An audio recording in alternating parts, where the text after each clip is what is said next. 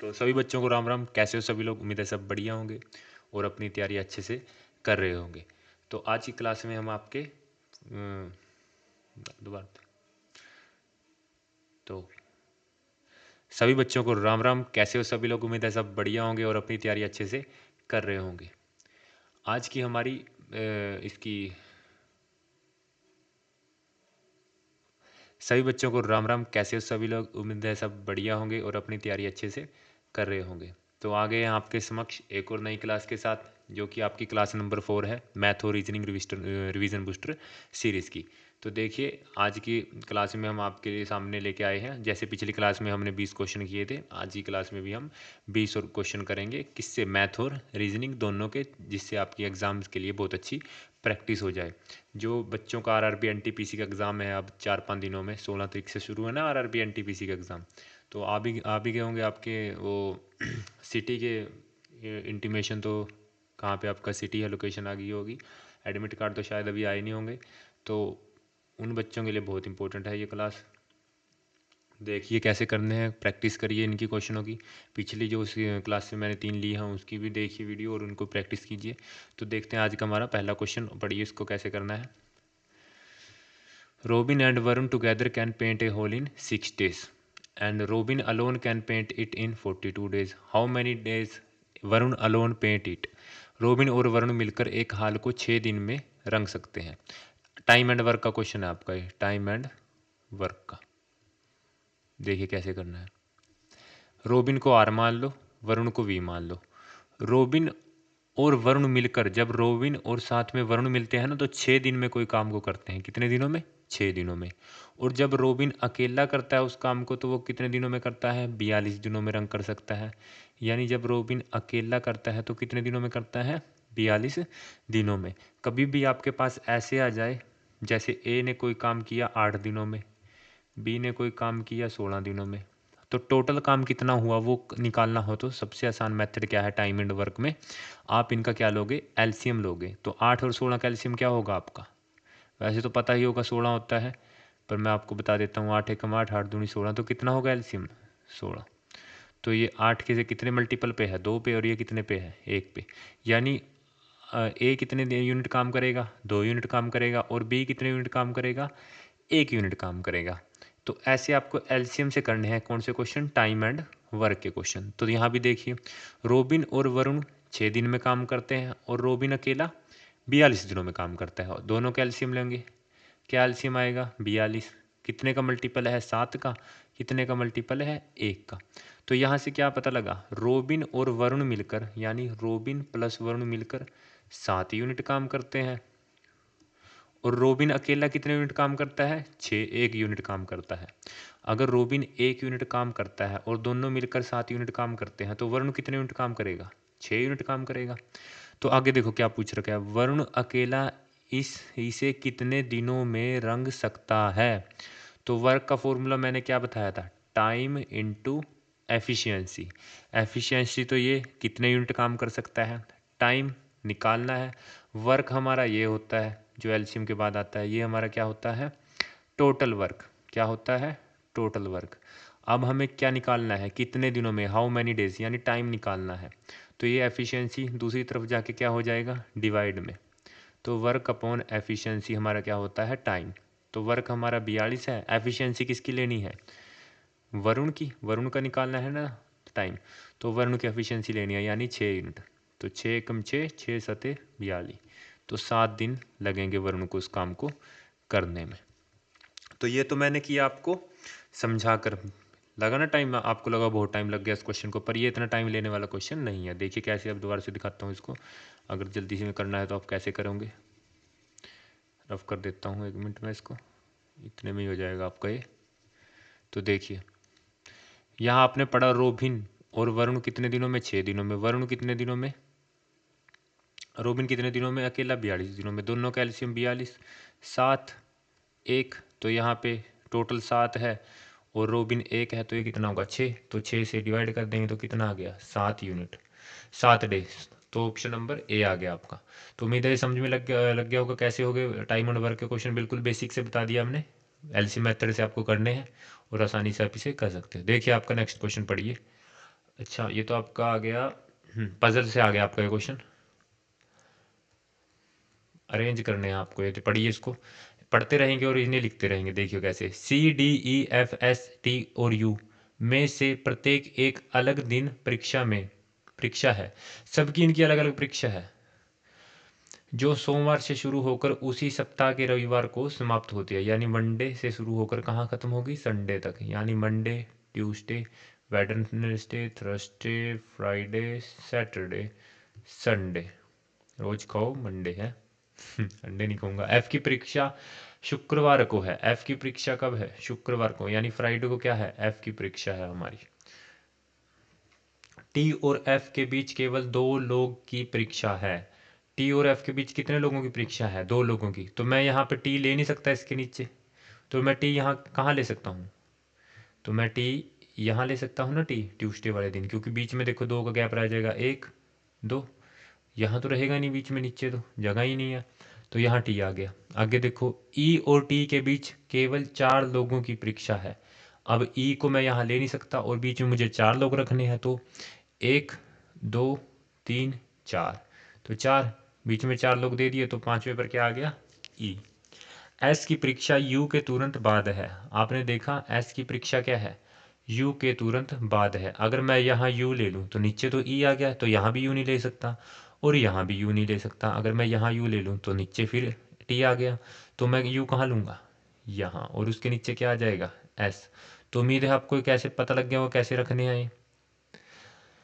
D की परीक्षा सोमवार को नहीं है, तो डी की परीक्षा अगर मंडे को नहीं है तो बच गया क्या, सैटरडे तो बच गया, तो डी की परीक्षा इसको है। और बच गया कौन, बच गया जिसके अभी तक नहीं बताया है हमने, सी बच गया, तो सी की परीक्षा मंडे को होगी। अब पढ़िए क्या आंसर, देखिए क्या देना है। डी से पहले और सी के बाद कितने लोगों की परीक्षा है।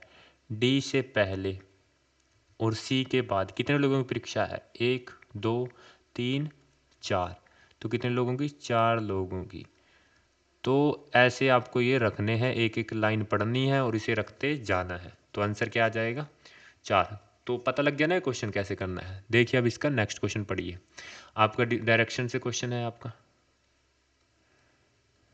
देखिए कैसे करने हैं डायरेक्शन को। पहले भी मैंने तीनों क्लासों में डायरेक्शन से रिलेटेड क्वेश्चन कराए, बहुत ज़्यादा पूछता है। राजेंद्र बिंदु ए से चलना शुरू करता है और उत्तर की ओर 9 किलोमीटर गाड़ी चलाता है। मतलब एक बिंदु ए लिया और उत्तर की ओर की उसने, उत्तर आपको डायरेक्शन तो पता ही है ना, लिख देता हूँ एक बार, नॉर्थ साउथ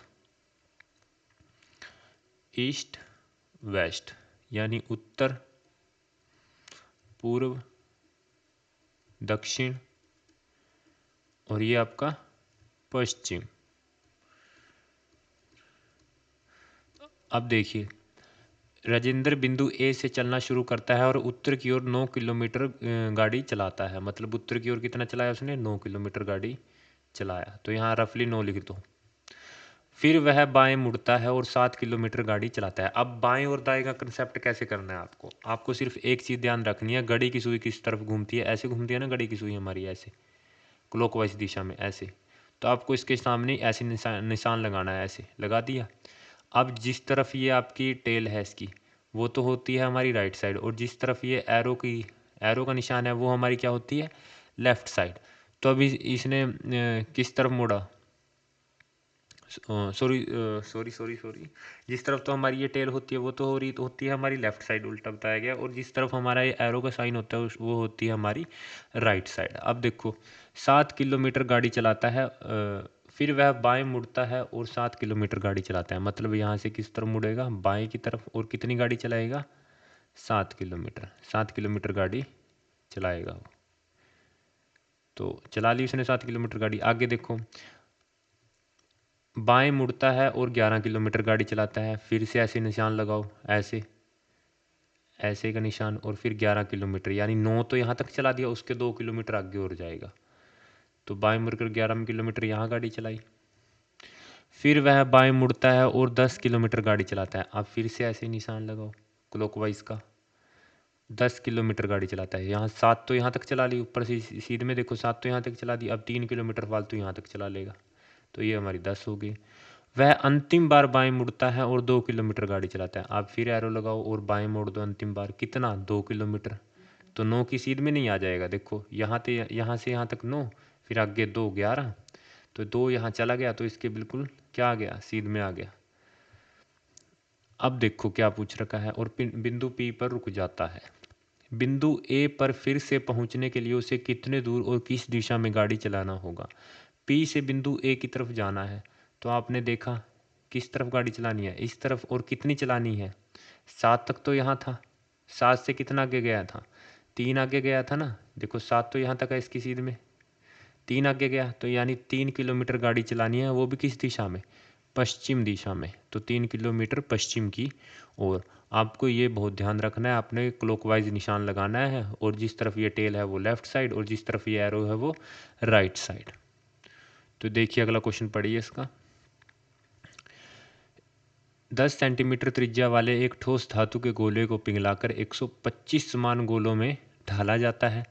मूल गोले का पृष्ठीय क्षेत्रफल का इस प्रकार बने 6 छोटे गोलों के कुल पृष्ठीय क्षेत्रफल से अनुपात क्या है। मतलब एक बड़ा गोला है, ऐसे मान लो मैं एक बड़ा गोला है, उसको क्या किया, पिघलाया, और ऐसे छोटे छोटे 125 गोलों में क्या कर दिया, तोड़कर बना दिया।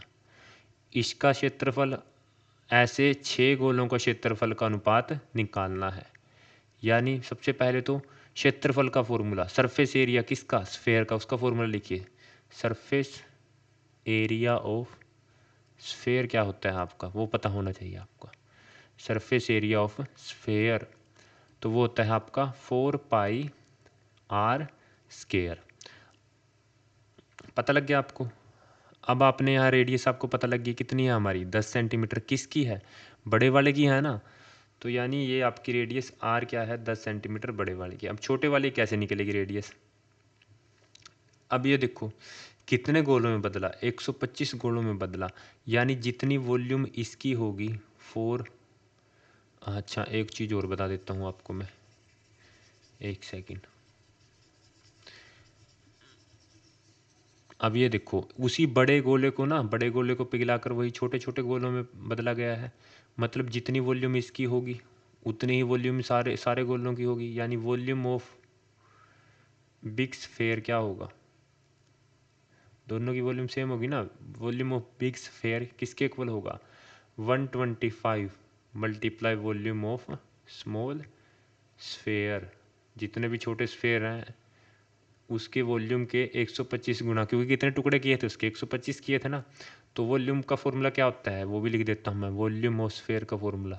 दोनों कवर हो जाएंगे आपके यहाँ से। वॉल्यूम ऑफ स्फेयर का फॉर्मूला आपका क्या होता है, 4/3 पाई आर क्यूब। तो volume of big sphere 4/3 pi r cube. बड़ा आर ले लिया बड़े के लिए, और छोटे के लिए 125 गुना 4/3। ये क्या होगा भाई,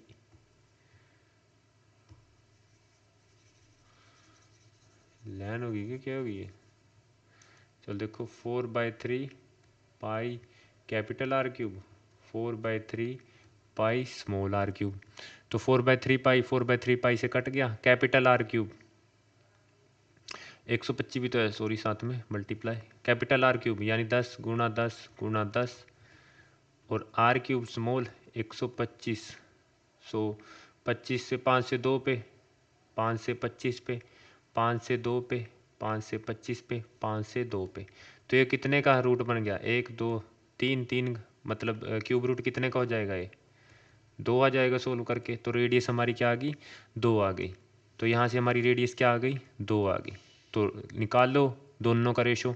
surface area of big sphere को मैं 4 पाई आर स्क्वायर बड़े वाला मान लेता हूँ, और छोटे को 4 पाई आर स्क्वायर छोटे वाला। 4 पाई से 4 पाई कट गया, आर स्क्वायर मतलब 10 का स्क्वायर कैपिटल आर, और छोटे की रेडियस कितनी आई है, 2, 2 का स्क्वायर 4, 10 का स्क्वायर 100, और छोटे का स्क्वायर 4।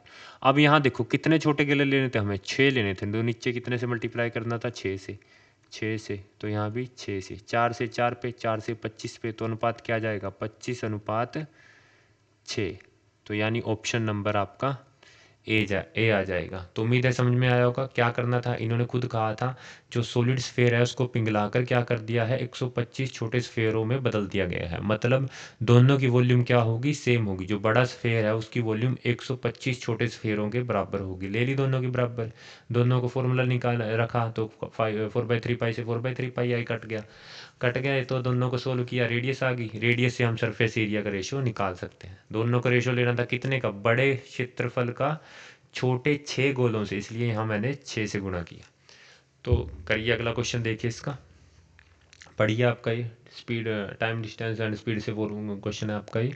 एक टैक्सी स्टैंड से 2 टैक्सियाँ 54 किलोमीटर प्रति घंटे की गति से 29 मिनट के अंतराल पर एक ही दिशा में चलना शुरू करती हैं। मतलब एक टैक्सी ये थी आपकी, टैक्सी तो बड़ी ज़बरदस्त बन गई। तो ये जब चली ना, ये चलते हुए इसे कितने मिनट हो गए थे आपके, 29 मिनट हो गए थे। 29 मिनट हो गए थे, यहाँ पहुँच गई होगी आपकी टैक्सी। फिर आपकी क्या है, दूसरी टैक्सी चलना शुरू की। कह रखा है ना, देखो, from a taxi stand to cab start at a speed of 54 kilometre per hour at an interval of 29 minute. मतलब 29 मिनट के अंतराल पर 29 मिनट बाद दूसरी टैक्सी चली और दोनों की स्पीड क्या है, सेम है। Both cabs travelling eight same direction, same direction में क्या कर रही हैं, वो ट्रैवल कर रही हैं। तो इनके बीच का टाइम क्या है, 29 मिनट। 1 घंटे में कितना, इनके बीच का डिस्टेंस निकाल लो, डिस्टेंस क्या है दोनों के बीच का। तो अगर डिस्टेंस निकालना हो दोनों के बीच का तो वो कैसे निकलेगा आपका। तो सबसे पहले तो आपको स्पीड का फॉर्मूला पता होना चाहिए। स्पीड क्या होता है हमारा, डिस्टेंस अपॉन टाइम। तो डिस्टेंस निकालना है तो टाइम इधर जाके क्या हो जाएगा, मल्टीप्लाई में। तो स्पीड इंटू टाइम हो जाएगा हमारा डिस्टेंस। अब स्पीड कितनी देर की है, 54, और टाइम कितना देर का है, 29 मिनट है ना। तो मिनट को घंटों में बदलने के लिए क्या से डिवाइड करेंगे, 60 से हम क्या कर देंगे, भाग कर देंगे। अब 6 से 10 पे गया, 6 से 9 पे गया, मल्टीप्लाई कर दो। 9 9 ज़ा 81, 8 9 2 ज़ा 18 और 8 26, और नीचे से 0.1। तो यानी इन दोनों के बीच का डिस्टेंस क्या था, 26.1 किलोमीटर के डिस्टेंस पर ये एक दूसरे से दूर थी। अब आगे देखो, a man coming in the opposite direction toward the taxi stand meets the cab at an interval of 12 minute. अब एक मैन था यहाँ पे, ऐसे ही समझ लो, ये टैक्सी स्टैंड की तरफ जा रहा था। तो वो ना, इनको एक टैक्सी तो इनके इससे पास से निकल जाएगी, वो निकल गई ना, तब उसने टाइम नोट कर लिया। तो अगर वो दूसरी टैक्सी आई ना जो, उसे वो कितने मिनट बाद मिला, 12 मिनट के इंटरवल पर मिला। मतलब एक टैक्सी निकल गई और दूसरी टैक्सी उसके 12 मिनट बाद आई। तो फाइंड द स्पीड ऑफ, क्या निकालनी है, मैन निकालनी है। तो सबसे पहले तो आपको रिलेटिव स्पीड देखनी है कैसे निकलती है आपकी। रिलेटिव स्पीड का कंसेप्ट आपका ये कैसे, देखो रिलेटिव स्पीड कैसे निकालते हैं। मान लो, पहले रिलेटिव स्पीड लिख दूँ। मान लो आपकी एक ये गाड़ी है और आपकी एक बाइक है, दोनों एक ही दिशा में चल रही हैं। इसकी स्पीड है 10 किलोमीटर और इसकी स्पीड है 8 किलोमीटर प्रति घंटा। तो आपकी रिलेटिव स्पीड क्या होगी, जब कोई भी वस्तु, दोनों वस्तुएं एक ही दिशा में चल रही हों तो रिलेटिव स्पीड दोनों को क्या कर देंगे, माइनस कर देंगे। तो 10 में से 8 गया, 2 किलोमीटर प्रति घंटा आपकी क्या आ जाएगी, रिलेटिव स्पीड। और और यही दोनों चीज़ें अगर आपकी अपोजिट दिशा में आ रही हो, यानी ये इस तरफ और ये इस तरफ, तो तब आपकी रिलेटिव स्पीड क्या होगी, तो तब ये दोनों क्या हो जाएंगी आपस में प्लस। तो स्पीड क्या हो जाएगी, 18 किलोमीटर प्रति घंटा। देख भी लीजिए आप, कभी आप किसी गाड़ी को ओवरटेक कर रहे हो तो जब आप उसके सीध में आ जाओगे तो आपको वो बिल्कुल स्लो लगेगी, बहुत स्लो चल रही है, जैसे वो खड़ी हो जब आप सेम स्पीड में हो। परंतु जब आपके आगे से कोई गाड़ी आ रही हो और आप उसके पास से निकल जाएं तो आपको वो कितनी स्पीड में जाती दिखाई देगी। तो ऐसे ही होता है आपका रिलेटिव स्पीड का कंसेप्ट। रिलेटिव स्पीड में अपोजिट दिशाओं से जो दो दो क्या कहते हैं इसको, अपोजिट में आपकी प्लस होगी स्पीड और सेम डायरेक्शन में आपकी क्या होगी, माइनस होगी। तो आप यहाँ देखो, वो कहाँ आ रहा है, ए man coming in opposite direction में आ रहा है टैक्सी स्टैंड की तरफ। यानी रिलेटिव स्पीड आपकी क्या होगी उस केस में, स्पीड ऑफ, यहाँ मैं लिख देता हूँ relative speed R S, speed of man plus speed of taxi. कोई सी भी टैक्सी हो, दोनों टैक्सियों की स्पीड क्या है, सेम ही तो है, तो कोई सी भी टैक्सी ले लो, स्पीड ऑफ टैक्सी। अब रिलेटिव स्पीड क्या होगी, रिलेटिव स्पीड क्या होगी, distance upon time, relative distance upon relative time. अब रिलेटिव टाइम तो उन्होंने दे ही दिया, कितने का इंटरवल था, 12 मिनट का, दोनों के बीच में गैप कितना था, 12 मिनट का, और दोनों के बीच में डिस्टेंस कितना था, अभी तो निकाला है, इसी करके निकाला था मैंने, 26.1 किलोमीटर का। अब मिनट में 12 है तो घंटों में बदलने के नीचे 60 डिवाइड करेंगे, वो नीचे वाला 60 कहाँ चला जाएगा, ऊपर। और स्पीड ऑफ मैन तो हमें पता ही नहीं, तो एस एम लिख दो 100, और स्पीड ऑफ टैक्सी आपको पता है कितनी है, 54 है।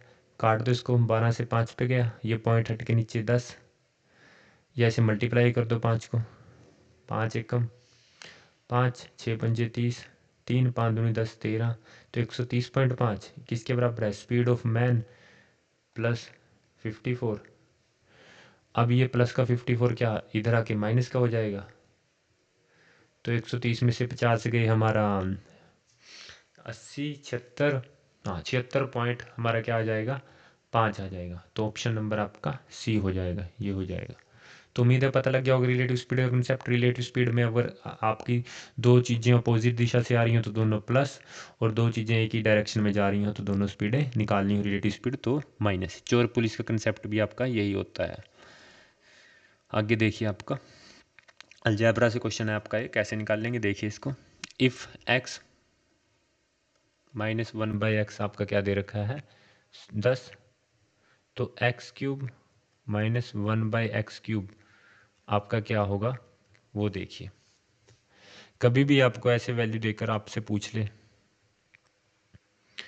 x² प्लस 1/x², एक सेकंड क्या हो रहा है,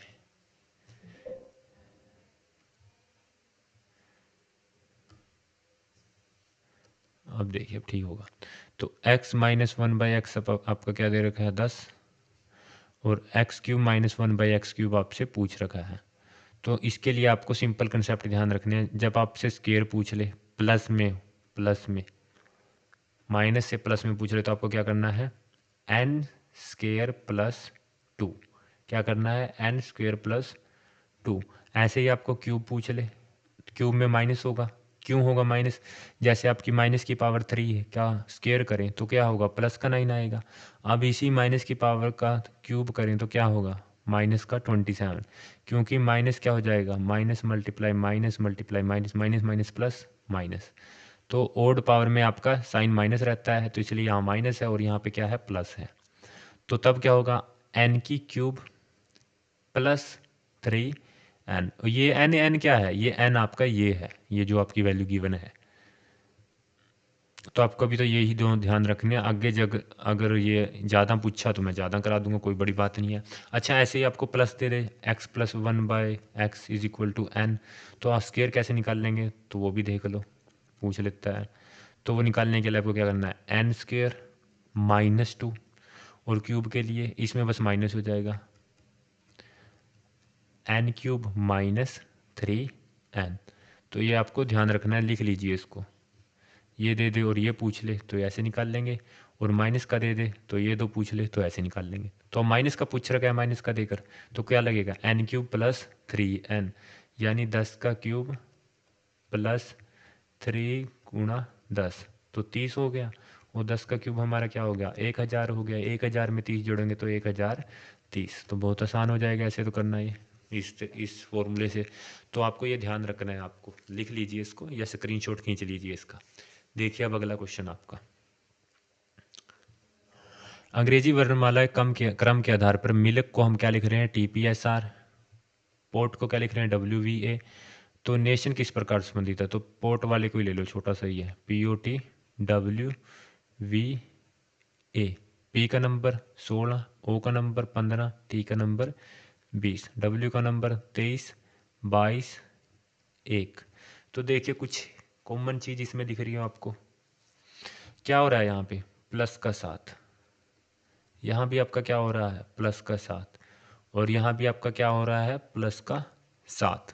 तो इनमें भी क्या होगा नेशन में याद कर लो इनको नंबर्स को, n का 14, A का 1, T का 20, I का 9, O का 15, N का 14, तो प्लस 7 21 किसका होता है U का, प्लस 7 8 किसका होता है H का, प्लस 7, 28, 28, 28 का निकालने के लिए क्या करेंगे, 26 माइनस करके आगे जोड़ देंगे तो क्या हो जाएगा ना, 27 माइनस करके एक बच गया तो क्या हो जाएगा ए, क्योंकि आगे चला जाता है ना, 26 तक तो हमारे अल्फ़ाबेट होते हैं, तो इसलिए आई का क्या होगा प्लस 7, 16, 16 किसका होता है, पी का भी तो लिखा है यहाँ पे 16, और ओ का प्लस 7, 22 अभी लिखा है 22 वी, और 14 में प्लस 7 करेंगे तो अभी लिखा है 21 यू, तो हमारा आंसर क्या हो जाएगा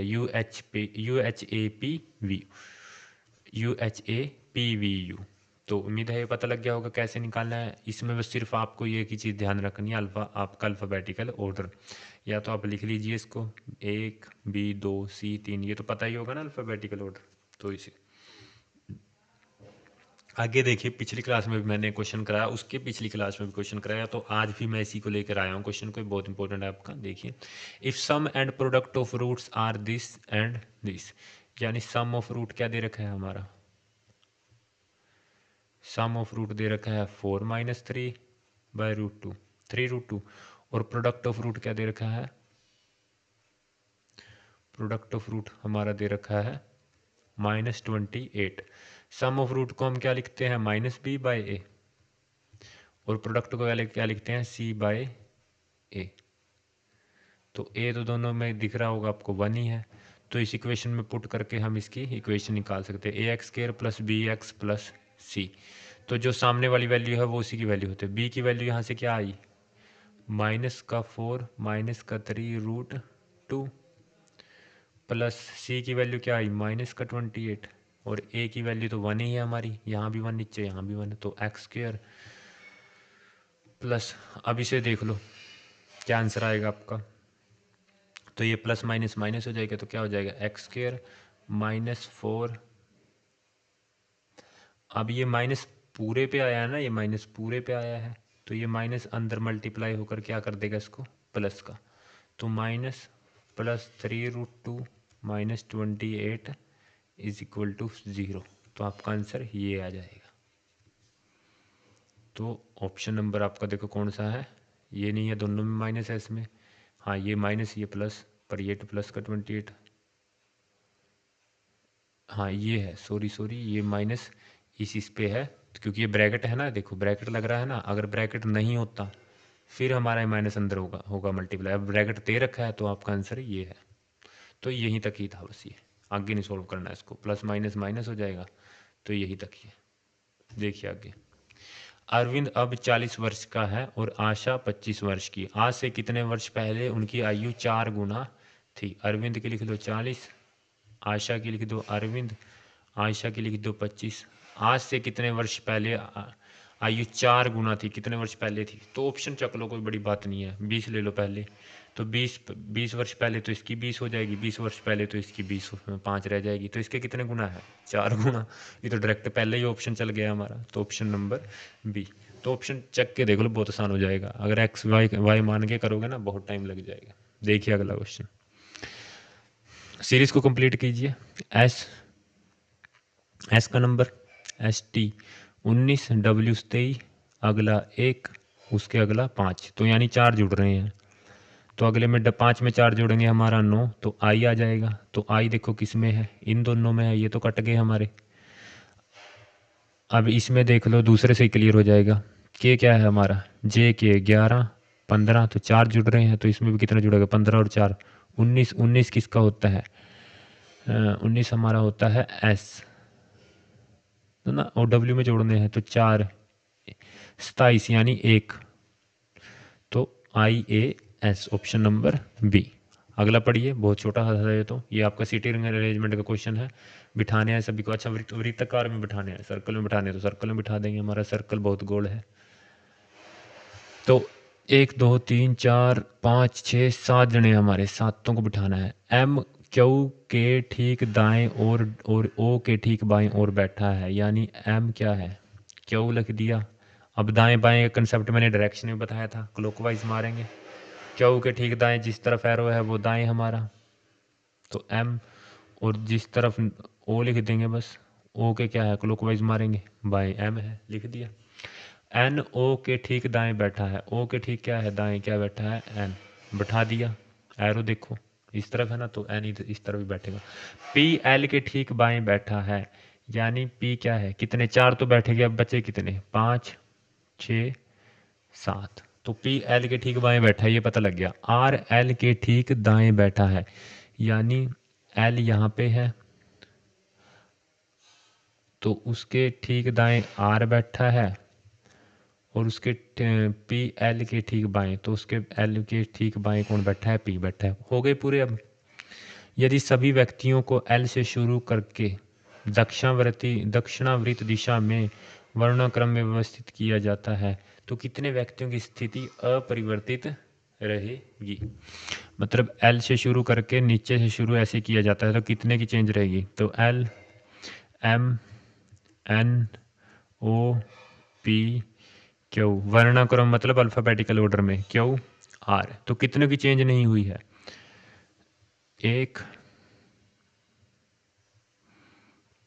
से चेंज होगी 2, एल और आर की चेंज नहीं हुई है, तो है L M N O P Q R, L सहित, हाँ सहित, यदि सभी व्यक्तियों को एल से शुरू करके एल सहित दक्षिण वृत्त दिशा में वर्णाक्रम में व्यवस्थित किया जाए तो कितने व्यक्तियों की स्थिति अपरिवर्तित होगी। तो सबसे पहले तो हम इसे देखें भी, ये सही भी बना है, एक बार मैं दोबारा से देख लूँ, एक सेकंड।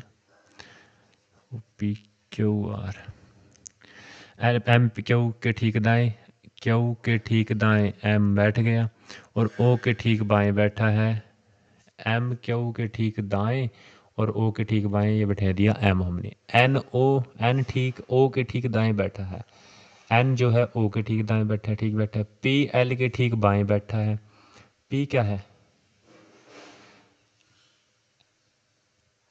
ओ सॉरी भैया जी, ये हमारा ये उल्टा लग गया, देखो एंटी क्लॉकवाइज लग गया, तो क्लॉकवाइज लगाना था, यानी ये तो हमारा पी हो जाएगा और फिर ये हमारा क्या हो जाएगा, आर हो जाएगा। देखो इतने से गलती से सारा गलत हो गया, तो ये आपको ध्यान रखना है। अब ले लो एल से, L M N O P Q R, तो आपने देखा कोई सा भी मैच नहीं कर रहा, सिर्फ किसको छोड़कर, एल को छोड़कर, तो ऑप्शन ए आपका, ना ऑप्शन डी, एक ही आंसर है आपका। अगला पढ़िए, ये आपका सबसे वो कराया था मैंने मंडे ट्यूसडे वाला, वैसा ही क्वेश्चन है, आपको इसको अरेंज करना है। A B C D E live in a 6 different floor पे रहते हैं। लोअर मोस्ट फ्लोर आपका ए है, एक है, उसके ऊपर ऐसे चल रहे हैं 2 3 4 5 6।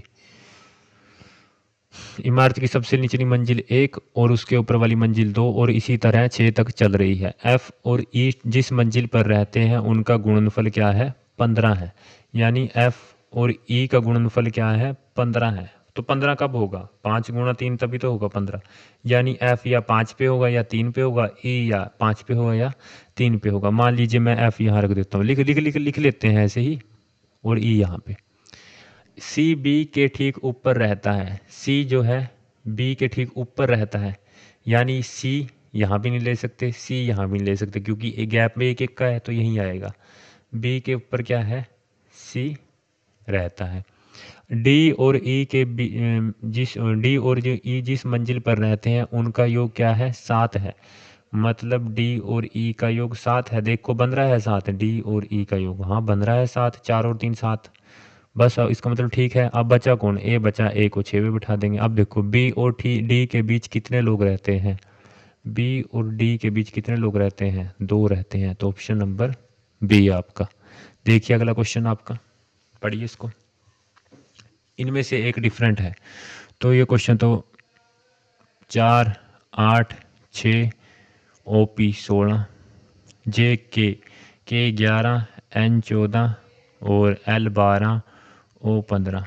वैसे तो नहीं, ऐसे नहीं, जी H J K P Q R S T K L M N O D, चलो देखते हैं जी। 7 वैसे दिख रहा है मुझे ऐसे ही, 8 11 O P 16 S T 19 Q 17 O P Q 17 और टी 20। तो देखिए क्या कॉमन है इसमें, 4 में 2 जोड़ा 6, 11 में एक जोड़ा, 7 में एक जोड़ा, 16 में एक जोड़ा, 8 में 8 जोड़ दिए, 14 में एक जोड़ा 15, 10 में एक जोड़ा 11, 19 में एक जोड़ा 20। यहाँ तो सब में एक एक जुड़ रहा है, यहाँ अलग है, तो आपका ऑप्शन नंबर ए। पढ़िए अगला क्वेश्चन, बहुत ही सिंपल था।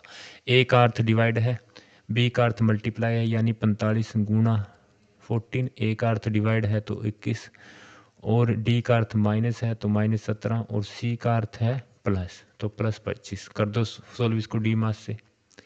डी मास यानी डिवाइड पहले, मल्टीप्लिकेशन बाद में, उसके बाद एडिशन, उसके बाद सब्ट्रैक्शन। तो इसे मैं डिवाइड वाले 21 को क्या लिख सकता हूँ, नीचे लिख सकता हूँ, 7 × 21, 7 दूनी 14, ये भी ऐसे 3 से 15 पे कट देगा तो 15 दूनी 30, -17 + 25, 30 और 25 कितना होगा हमारा 55, 55 में से 17 गए तो क्या हो जाएगा 38, तो ऑप्शन नंबर सी। अगला देखिए, प्रतिवर्ष किस ब्याज दर पर साधारण ब्याज एक धनराशि 5 वर्ष में क्या हो जाएगी, दुगनी हो जाएगी। मतलब एक धनराशि पी थी वो कितनी हो गई, दुगनी हो गई। कितने वर्ष में, 5 वर्ष में, यानी टाइम कितना लगा हमारा 5 ईयर, 5 ईयर, और 5 रुपीज़ लिख दिया सॉरी, 5 ईयर, और दुगनी हुई है यानी सिंपल इंटरेस्ट कितना लगा हमारा 1 P, P plus P 2 P तभी तो हुई, तो ऐसा ही हमारा कितना हुआ है 1 पी, और पी तो पी ही है, प्रिंसिपल तो पी ही मानना, तो रेट निकाल दो। क्या फॉर्मूला होता है, S I is equal to P गुणा आर गुणा टी अपॉन 100। अब एस आई हमारा पी है और पी तो हमारा पी ही है, और टाइम हमारा 5 है, रेट हमारा निकालना है आर है, 100 पी से हमारा पी कट गया, ये 100 इधर मल्टीप्लाई में इज इक्वल टू 5 गुणा आर, ये 5 से 20 पे कट गया, तो रेट हमारा क्या आ गया 20%, ऑप्शन नंबर ए। अगला देखिए, if the ratio of two number is 17:6 and their product of LCM and HCF is 10t, यानी एचसीएफ मल्टीप्लाई एलसीएम क्या दे रखा है, दोनों का प्रोडक्ट क्या दे रखा है 102, और दोनों नंबर की रेशियो क्या दे रखी है 17:6, तो find the sum of the reciprocal of LCM and HCF, यानी इन दोनों का सम निकालना है, एलसीएम का भी एचसीएफ का, और दोनों को उल्टा करके। तो सबसे पहले तो हमें एलसीएम और एचसीएफ की वैल्यू निकालनी होगी, तो वो कैसे निकाल लेंगे, रेशियो को हम क्या मान लें एक्स मान लें, तो क्या हो जाएगा 17x, 6x। अभी मैंने पिछली क्लास में ये आपका बताया था फॉर्मूला क्या होता है, प्रोडक्ट ऑफ टू नंबर किसके बराबर होता है हमारा, product of two number is equal to HCF multiply LCM. दोनों नंबर का प्रोडक्ट यानी 17x मल्टीप्लाई 6x हमारा किसके बराबर होगा, एचसीएम मल्टीप्लाई एलसीएम, जो कि हमारा क्या दे रखा है 102, और यहाँ से देखो 17 से 6 पे और 6 से 6 पे, तो x क्या आ जाएगा, x स्क्वायर 1 के बराबर, और x हमारा क्या आ जाएगा 1, और x की यहाँ वैल्यू पुट करेंगे तो एक नंबर हमारा 17 हो गया, दूसरा क्या हो गया 6। अब 17 और 6 का एलसीएम निकाल लें तो वैसे भी निकाल ही सकते हो, तो 102 होगा, और एचसीएफ निकाल लें तो क्या होगा 1 होगा। कॉमन सी बात है, 17 और 6 का अगर एलसीएम निकाल लेंगे तो 17 एकम 17, 6 बच गया, 6 एकम 6, तो 17 6 के 102, और एचसीएफ क्या होगा हाईएस्ट कॉमन फैक्टर, तो 17 के फैक्टर निकाल लो, 17 गुणा 1, और 6 के फैक्टर निकाल लो 3 गुणा 2 गुणा 1, दोनों में कॉमन क्या है हाईएस्ट कॉमन फैक्टर, तो 1 है, और तो कोई कॉमन है ही नहीं, तो इसलिए एचसीएफ क्या हो गया हमारा है 1। तो दोनों आगे, दोनों क्या करना है रेसिप्रोकल, यानी ये एक 102 का 1/102 और 1 का रेसिप्रोकल तो 1/1 होता है, प्लस कर दो ये इधर मल्टीप्लाई होकर 1 + 102/102, तो क्या हो जाएगा 103/102, यानी ऑप्शन नंबर आपका ए हो जाएगा। उम्मीद है ये क्वेश्चन आ गया होगा, बहुत सिंपल सा क्वेश्चन था, बस आपको ये ध्यान रखना है, इससे आप इस क्वेश्चन को कर सकते हो। और रेशियो को क्या मान लिया था एक्स मान लिया था। देखिए अगला क्वेश्चन आपका, पुरुष महिलाओं और बच्चों के एक समूह में 20% पुरुष हैं, 50% महिलाएं हैं और बाकी बच्चे हैं, उनका औसत वजन इतना इतना है, तो समूह का औसत वजन ज्ञात कीजिए। तो सबसे पहले हम इसे करेंगे इस मेथड से, देखिए कैसे करते हैं। 20% हमारे क्या हैं मैन हैं, पुरुष हैं, फीमेल कितनी है हमारी 50%, तो बच्चे कितने होंगे 50 और 20 70, तो 30% हमारे क्या होंगे बच्चे होंगे। और औसत वजन पुरुष का 45, फीमेल का 50 और बच्चों का भी 50। ऊपर वालों का क्या लेते हैं हम रेशो, ये तो हमारा है डाटा, ये है हमारा डेट लिख दिया डाटा, और ये है हमारा एवरेज।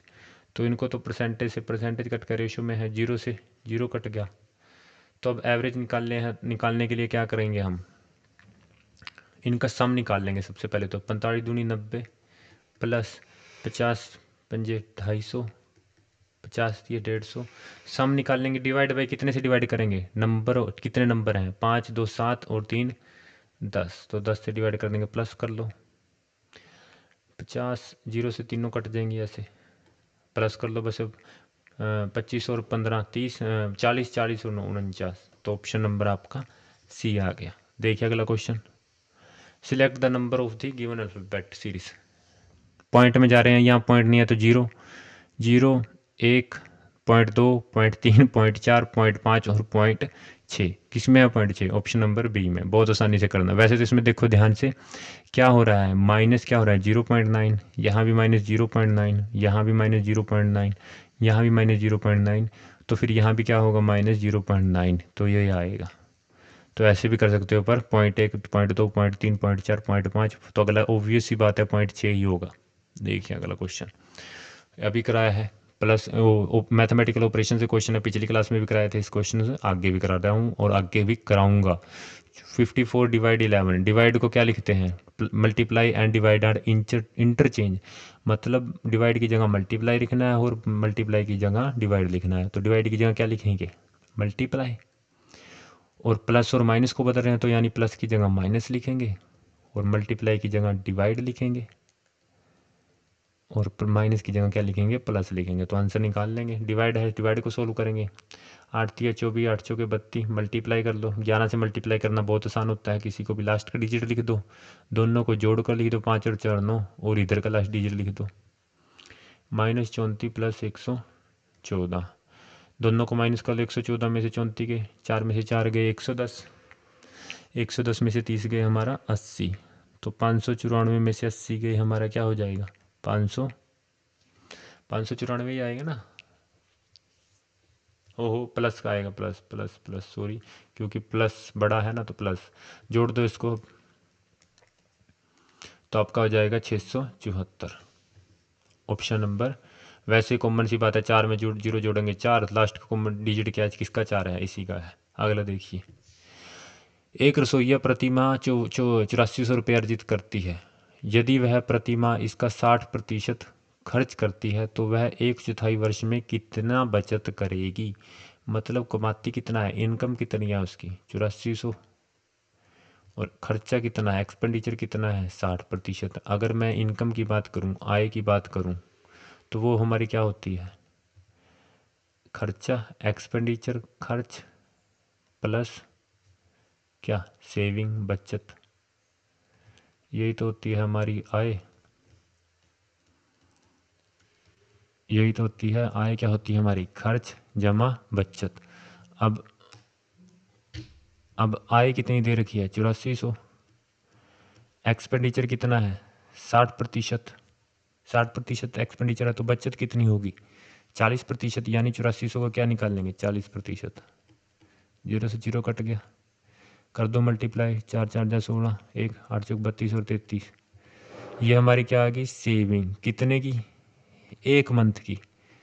एक मंथ की हमें कितने की निकालनी है, 1/4 ईयर, यानी 12 का 1/4 की निकालनी है। तो कितने पे कट जाएगा, 3 महीने की निकालनी है, नहीं 3360 गुणा 3, तो 3 से 0 पे, 6 3 18, 3 3 9 10, 7 से 1 3 3 और 1 10, तो हमारा क्या आ जाएगा 10,080, ऑप्शन नंबर सी।